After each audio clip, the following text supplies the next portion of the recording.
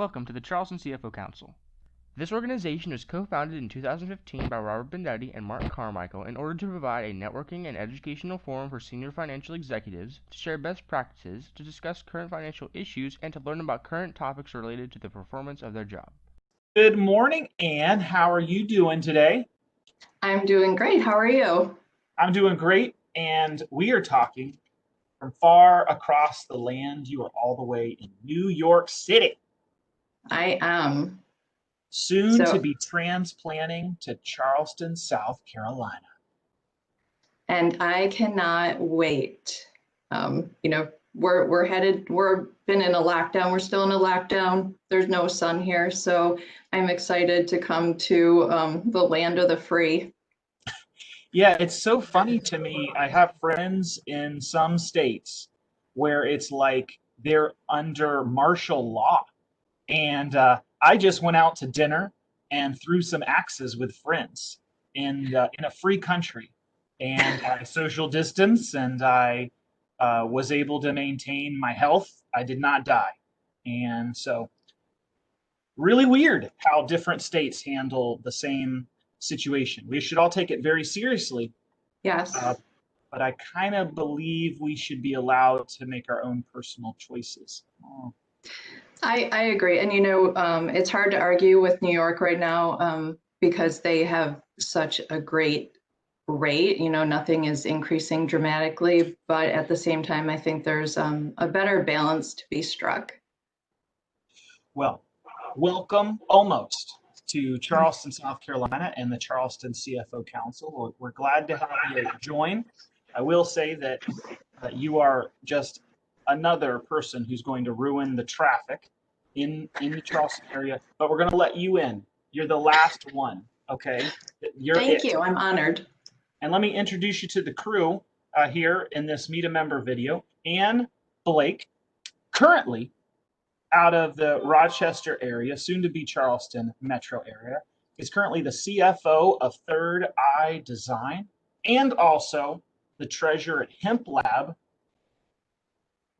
That's illegal, and well, I think CBD is allowed, maybe some hemp products, but THC is illegal in South Carolina, just for a heads up.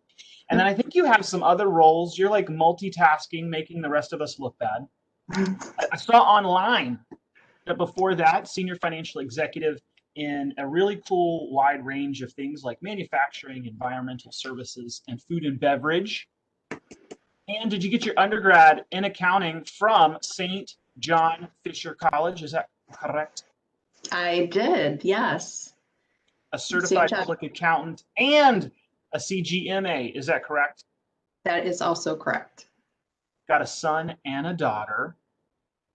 And have you figured out what part of South Kakalaka you're going to live in? You figured a 10-mile square radius, like narrowed it down, or is anything open? Well, I like to remain open, and I don't know if you'll be very surprised, but my daughter and I have really honed in on the Mount Pleasant area.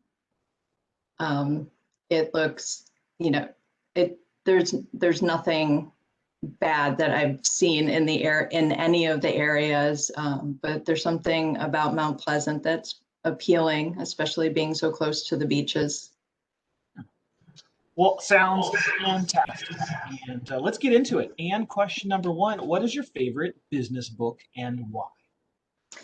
Well, I've had so many over the years that I've enjoyed. And I thought about it this morning, and the one that keeps coming to mind currently is Lee Iacocca's Where Have All the Leaders Gone? It was published in 2007. It's still relevant, though, in what he was discussing and what he thinks we should be looking for in leaders. Also, what we should be looking for within ourselves as leaders. He wrote it out of a dissatisfaction somewhat with the Bush administration. But, if you set that aside, there is a lot of really good applicable lessons in there, including what he covers as the 9 C's. And core competencies of a good leader, I guess, anywhere from curiosity, creativity, courage, conviction. I think the one that sticks with me the most is he talked a lot about common sense. And outside of those cores, you know, he asked a lot of good questions. What is each of us giving back to our country? You know, are we too fat and satisfied for our own good? You know, do we really care about our children's future? It really ran a whole gamut of topics that sung to me. Very cool. Very cool. Look, I'll have to check that out. Question number 2. Anne, what is the best advice that you've ever received?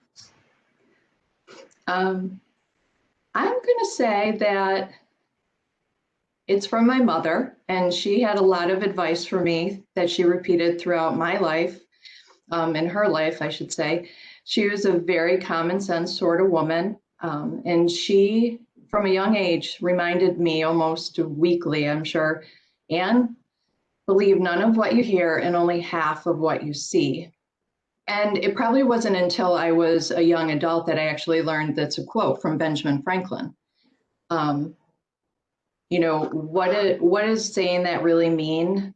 And I think I took away from that, form your own opinions on people and on matters based on objective fact. Don't make assumptions, dig in, investigate, question what you see happening around you, and just don't take everything that is told to you to be true. Amen. And what is a new tool that you've recently started using, or a new habit that you've recently started that you found beneficial?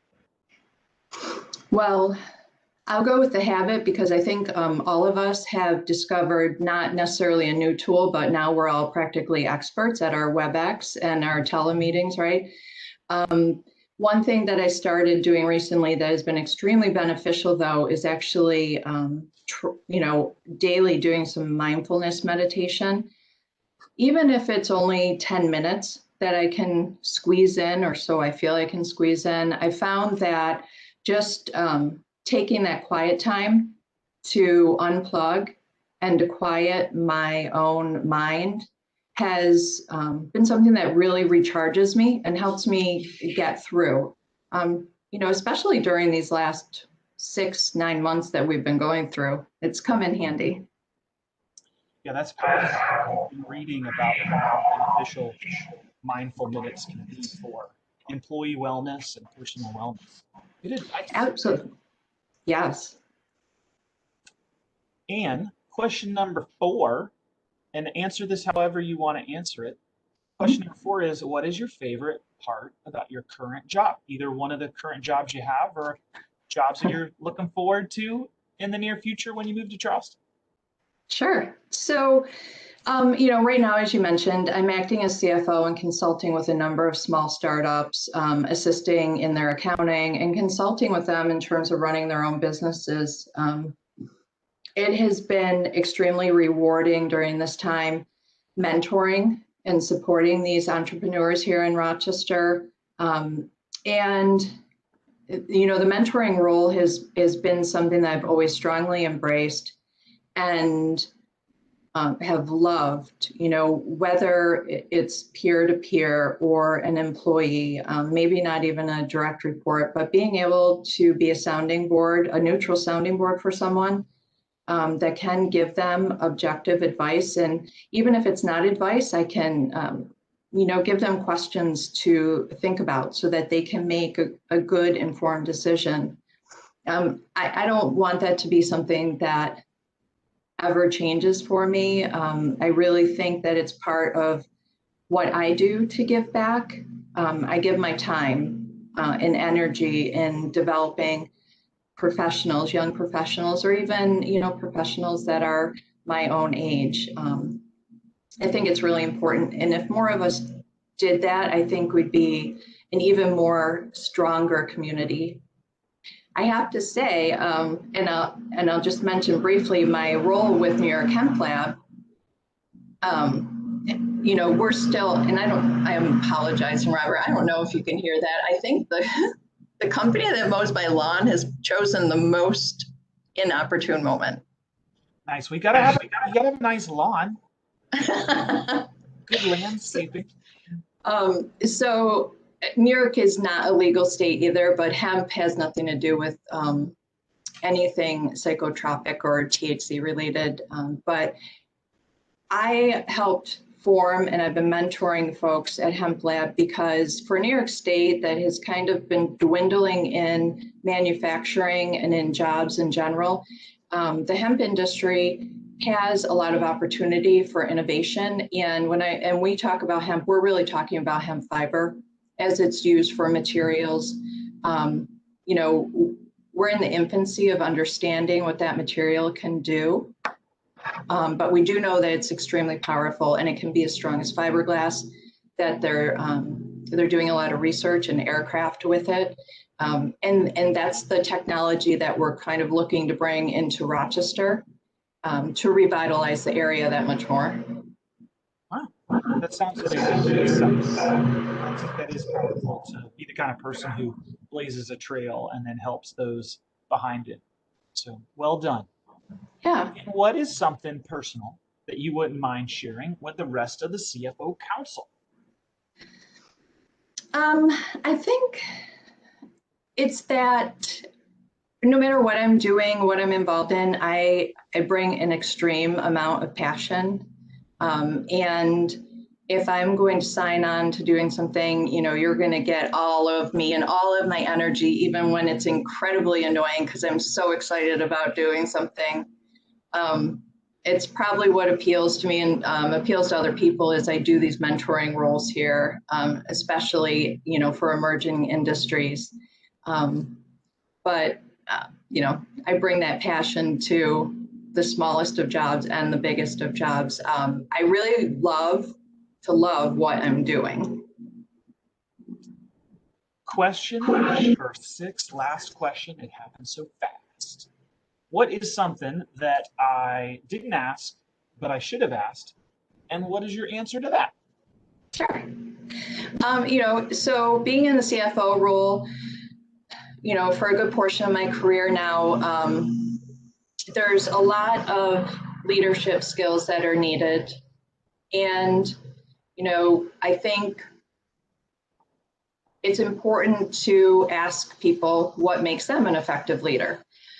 For myself, I think the number one thing is that I value employees at my company as the number one asset that we could have.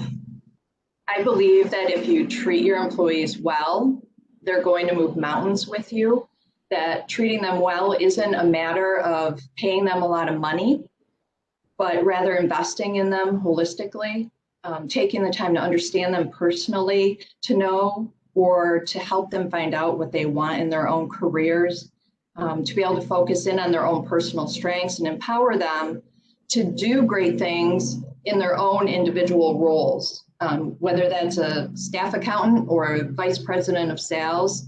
Really teaching and inspiring people, just as I've done myself, is to really be your own CEO in whatever part you're playing in your team.